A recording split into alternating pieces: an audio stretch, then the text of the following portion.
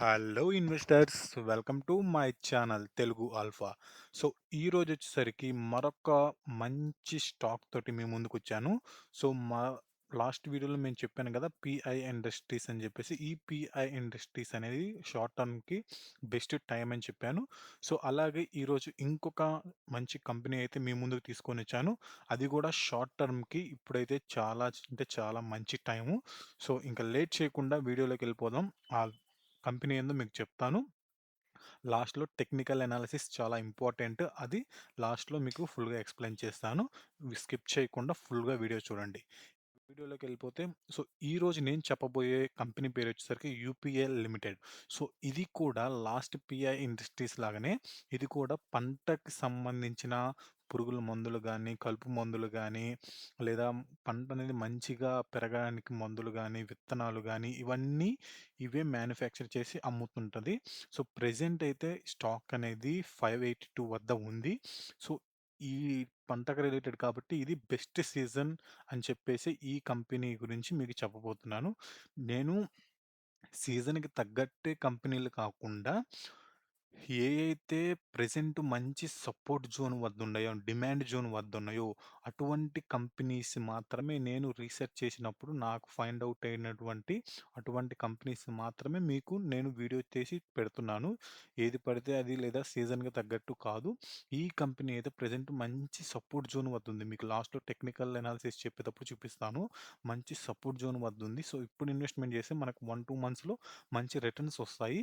So అందుకోసమే నేను నా అనాలిసిస్ ప్రకారం మంచిగా అనిపించి మీకు షేర్ చేస్తున్నాను. ఓకేనా? మళ్ళీ చెప్తున్నాను, this is only for education purpose. మీ ఓన్‌గా రిసర్చ్ చేసి మీరు ఇన్వెస్ట్‌మెంట్ చేసుకోండి. మీ నష్టానికి గాని, లాభానికి గాని ఎటువంటి కారణం కాదు. ఓకేనా? నెక్స్ట్ వచ్చేసరికి యూపీఎల్ సేల్ గ్రోత్ ఎలా ఉంది చూసుకుంటే, మీరు చాలా అంటే చాలా మంచిగా ఉంది. ఈపీఎల్ సేల్ గ్రోత్ అనేది చూసుకుంటే సుమారు 11% పెరిగింది year on year. Quarterly revenue కూడా 18% ఇయర్ ఆన్ ఇయర్ అని పెరిగింది. సో వర్టికల్ చూసుకుంటే ఓవరాల్‌గా సేల్ గ్రోత్ అనేది పాజిటివ్‌గా ఉంది. నెక్స్ట్ వచ్చేసరికి మనం యూపీఎల్ ప్రాఫిట్ గ్రోత్ చూసుకుందాం. ప్రాఫిట్ గ్రోత్ చూసుకుంటే it's very good. Year on year వచ్చేసరికి 121% ఉంది. సో కంపెనీ ఎవ్రీ ఇయర్ మంచిగా లాభాలు పొందుతుంది, రికవరీ అవుతుంది. స్ట్రాంగ్ ప్రాఫిట్‌గా ఉంది. ఓకేనా? సో ఇది. మనం నెక్స్ట్ వచ్చేసరికి యూపీఎల్ యొక్క ఆర్ఓఈ, ఆర్ఓసీఈ చూసుకుంటే ఇది కొంచెం యావరేజ్‌గా ఉంది. సో యాక్చువల్‌గా అయితే మనకి ఈ ఆర్ఓఈ అనేది ప్రెజెంట్ 5.5 వద్ద ఉంది. బట్ ఇది ఆహ్, 15% కంటే తక్కువే కాబట్టి కొంచెం ఉంది.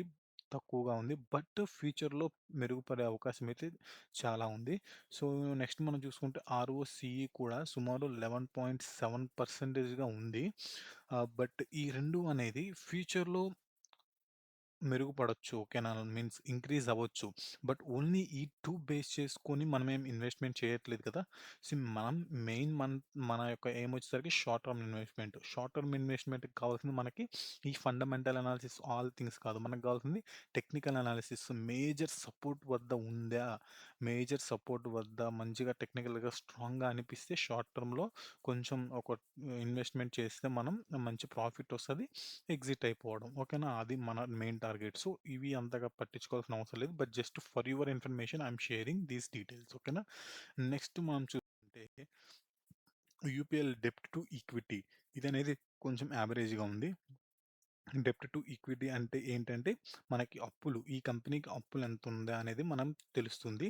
సో, మీరు గనక చూసుకుంటే సుమారు 0.68 వద్ద ఉంది. బట్ యాక్చువల్‌గా అయితే ఈ డెబ్ట్ టు ఈక్విటీ రేషియో అనేది 0.5 కంటే ఆహ్, యాక్చువల్‌గా అయితే 0.5 లేదా 0.5 కంటే తక్కువుండాలి. బట్ ఇది కొనేది 0.68 ఉంది. అంటే 0.5 కంటే ఎక్కువుంది. సో, ఇది కొంచెం ఆహ్, లైకు ఎక్కువగా అప్పులో ఉండడం వల్ల కొంచెం రిస్క్ అనొచ్చు. కొంచెం అంటే జస్ట్ లైట్‌గా. బట్ ఈ లైకు ఇది మనకు మేజర్ పాయింట్ కూడా కాదు. బట్ నెక్స్ట్ కమింగ్ ఇయర్స్‌లో మేబీ వాళ్ళు అప్పులు తెగించుకొని ఈ రేషియో అనేది 0.5 కంటే తక్కువగా ఉండేటట్టుకు లేదా 0.5 ఉండేటట్టుగా చూసుకుంటారు. సో, మనకి ఇది పెద్ద విషయమేం కాదు. ఓకేనా? జస్ట్ ఇన్ఫర్మేషన్ కోసం షేర్ చేస్తున్నాను. అనేది. అండ్ నెక్స్ట్ వచ్చేసరికి యూపీఎల్ ప్రమోటర్ హోల్డింగ్ అనేది. ఇది అంటే మనకి ఈ షేర్స్ అనేవి ఎవరు ఎంత పర్సంటేజ్ హోల్డ్ చేస్తున్నారో ఫుల్ డీటెయిల్ చెప్తాను. ఇక్కడ ప్రెజెంట్ చూసుకుంటే యూపీఎల్ ప్రమోటర్స్ హోల్డింగ్. ప్రమోటర్స్ అంటే ఆ కంపెనీలో వర్క్ చేసే పెద్ద పెద్దోళ్ళు లైక్ సీఈఓ గానీ, ఆ కంపెనీలో వర్క్ చేసేవాళ్ళు గానీ, వాళ్ళ ఫ్యామిలీకి సంబంధించిన వాళ్ళు గానీ ఎంత పర్సెంటేజ్ హోల్డ్ చేస్తున్నారు మీరు గనక చూసుకుంటే ప్రమోటర్ హోల్డింగ్ వచ్చి 33.51 ఉంటుంది. సో, దట్ మీన్స్ 100%లో 33.51% అనేది ఆ కంపెనీలో వర్క్ చేసే వాళ్ళ దగ్గరే ఉంది షేర్స్. ప్రమోటర్స్ ప్లెడ్జ్ 0 ఉంది. ఇది చాలా అంటే చాలా పెద్ద పాజిటివ్ న్యూస్. ఎందుకంటే మీరు గనక చూసుకుంటే ప్రమోటర్స్ ప్లెడ్జ్ అంటే ఏందంటే ఇప్పుడు ప్రమోటర్స్ దగ్గర 33.51% ఆఫ్ షేర్స్ ఉన్నాయి గదా! ఈ షేర్స్‌ని తీసుకొనెళ్ళి వేరే బ్యాంకులలో గానీ, వేరే కంపెనీలలో గానీ పెట్టి లోన్స్ తీసుకుంటారు. ఈ షేర్స్‌ని పెట్టి. ఈ 33.51% షేర్స్‌ని పెట్టి. బట్ వాళ్ళు ఎటువంటి లోన్స్ అయితే తీసుకోలేదు. ఈ అమౌంట్ ఆఫ్ షేర్స్‌ని బెట్టి. సో, దట్ మీన్స్ ఇది very good positive very, very big positive అనొచ్చు. సో, అంటే వాళ్ళు ఈ షేర్స్‌ని బెట్టి ఎటువంటి లోన్స్ అయితే తీసుకోలేదు. అది మంచి విషయం. అండ్ నెక్స్ట్ వచ్చేసరికి ఎవరెవరు ఎంత ఈ షేర్స్‌ని హోల్డ్ చేస్తున్నారో మీరు చూసుకుంటే ప్రమోటర్స్ ఇప్పుడే చెప్పాను గదా! ఎవరైతే ఆ కంపెనీలో వర్క్ చేస్తారో అండ్ వాళ్ళ ఫ్యామిలీ మెంబర్స్ ఓవరాల్‌గా చూసుకుంటే వాళ్ళది 33.51% ఉంది. ఫారిన్ ఇన్వెస్టర్స్ ఇక్కడ మంచి రోల్ ఉంది. ఫారిన్ ఇన్వెస్టర్‌ని మీరు చూసుకుంటే ఇక్కడ చూసుకుంటే ఫారెన్ ఇన్వెస్ట్‌మెంట్స్ 42.39 ఉంది. అండ్ డొమెస్టిక్ ఇన్‌స్టిట్యూషనల్ ఇన్వెస్టర్స్ వచ్చేసరికి 14.30 ఉంది. ఈ 14.31లో మ్యూచువల్ ఫండ్స్ వచ్చేసరికి 8.57 ఉంది. మ్యూచువల్ ఫండ్స్ వోళ్ళు ఇంత పర్సెంటేజ్ ఉందంటే చాలా ఆహ్, నమ్మకమైనటువంటిది అని గూడా మనం ఒక వైపు చూడొచ్చు. ఇది బేస్డ్ ఆన్ ఇదే చేసుకొని మనం చేయలేం. బట్ ఒక పాయింట్ నేను చెప్తున్నా. అంటే రిటైలర్స్ అండ్ అదర్స్ వచ్చేసరికి 9.78 ఉంది. రిటైల్స్ చాలా తక్కువున్నారు ఈ కంపెనీలో. రిటైలర్స్ అంటే నథింగ్ బట్ మీ, యూ ఎవరైతే ఇన్వెస్ట్‌మెంట్ చేసి మళ్ళా కొంచెం ప్రాఫిట్ రాంగానే లేదా నష్టం రాంగానే ఎగ్జిట్ అయిపోతుంటారో వాళ్ళు రిటైలర్స్ మనందరం. సో, మనము రిటైలర్స్ ఓకేనా? సో, ఇదండి షేర్ హోల్డింగ్ యొక్క ప్యాటర్ను. సో, నెక్స్ట్ వచ్చేసరికి టెక్నికల్ అనాలిసిస్ చెప్పబోతున్నాను. ఓకేనా? సో, మీరు గనక చూసుకుంటే ప్రెజెంట్ ఆగస్ట్ 4థ్‌న స్టాక్ ప్రైస్ వచ్చేసరికి 581 అయితే 581 వద్ద ఉంది. ఓకేనా? బట్ మీరు చూసుకుంటే ఈ, ఈ 560 అనేది 52 వీక్స్ యొక్క లో. అండ్ మీరు ఈ డిమాండ్ జోన్ చూసుకుంటే 565 నుంచి 520 వద్దుంది. సో, ఇది మేజర్ డిమాండ్ అండి. సో, ప్రెజెంట్ అయితే ఇది మేజర్ డిమాండ్ జోన్‌కి లేదా 52 వీక్స్ లో దగ్గరైతే ఉంది. సో, నేను చెప్పేదేందంటే మీరు చూసుకుంటే మార్కెట్ అనేది ఎప్పుడు స్ట్రెయిట్‌గా వెళ్ళదు పైకి.